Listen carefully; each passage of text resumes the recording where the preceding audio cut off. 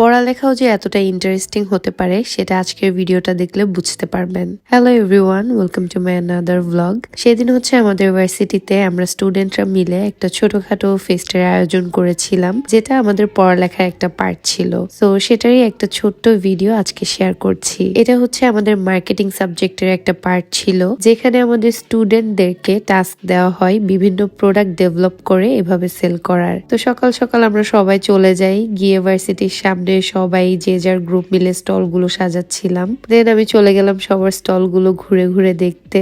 আর এখানে আমার সবার আগে চোখ গেল এই স্টলের ব্যাগ গুলোর দিকে। ব্যাগ গুলো এত সুন্দর ছিল, আমি হচ্ছে এই দুইটা ব্যাগের মধ্যে কনফিউজড হয়ে গিয়েছি যে কোনটা নিব।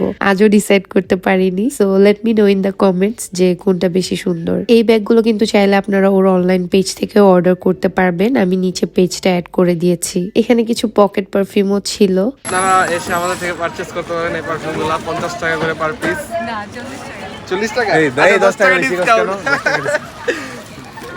আর এই হচ্ছে আমাদের সুন্দরী পেজ ওনার।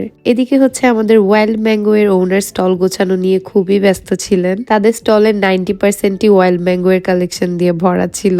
এত কালেকশন ছিল যে একটা একটা করে দেখাতে গেলে ভিডিও অনেক বড় হয়ে যাবে। তো আপনারা ওয়াইল্ড ম্যাঙ্গো এর পেজে গিয়ে তাদের কালেকশন গুলো দেখে নিতে পারেন। শুধু চুড়ি না, ওয়াইল্ড ম্যাঙ্গো এর কালেকশনে হ্যান্ডমেড ইয়াররিং, এমনি ইয়াররিং, সুন্দর সুন্দর কি রিং, অনেক কালেকশন ছিল এবার। আর এই যে আমাদের নীলা সুন্দরী, লাস্ট টাইম তার কুর্তি দেখে তো মার্শাল্লাহ কম হলেও 300 থেকে 400 মানুষ ইনবক্স করেছেন। আর এবার তার হ্যান্ডমেড কুর্তিগুলো আরো বেশি সুন্দর ছিল। এগুলো আপনারা চাইলে ওর পেজ থেকে প্রি অর্ডার করতে পারবেন।